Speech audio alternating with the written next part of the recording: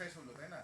এখন বিয়া শাদীর ব্যাপার যেহেতু তারিখ একটা ঠিক করতে হবো, এখন ক বিয়াতে যৌতুক হিসাবে তুই কি চাস? আর তোর পোলারে জিজ্ঞাসা কর যৌতুক হিসাবে কি চাস?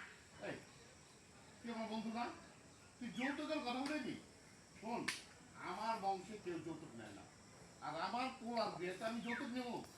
যৌতুক বলতে বাদ দে, বিয়ে শাদির দেখছি কথা না। ভাই সাহেব, আসলে আমাদের মেয়েরা তো আমরা খালি হাতে বাড়ি থেকে এই, যারা আবার দেখো এই প্রথম থেকে আবার যারা প্রথমে বসা থাকে ও যখন খালি পায় না তখন দাঁড়ায় আবার এই যে প্রথম থেকে যাচ্ছি নাকি রোল রোলিং।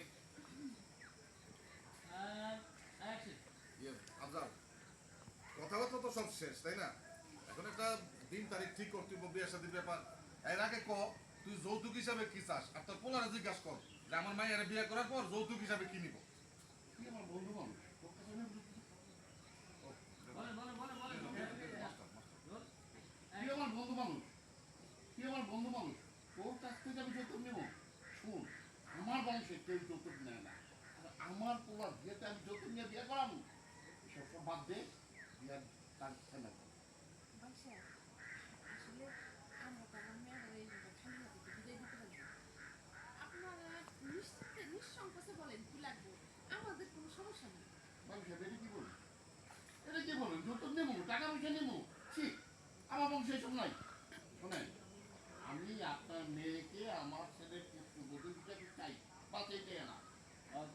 আমার এখানে একটা কথা আছে। খালি বাবা পুত্রবধূ হিসেবে চাই চাওয়ার আমাদের কোনো যৌতুক লাগবে না। আমার একটা কথা আছে। বাবার কোনো কিছু না লাগলে আমার লাগবে। খালি ভাই আমার কথা আছে আমার লাগবে চাই।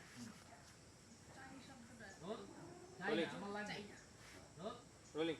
অ্যাকশন আপনার মেয়েকে আমার ছেলের পুত্রবধূ হিসাবে চাই, কোনো যৌতুক চাই না। আমি চাই তুই কি বলিস? বাবার কোনো কিছু দরকার না থাকলেও আমার দরকার আছে।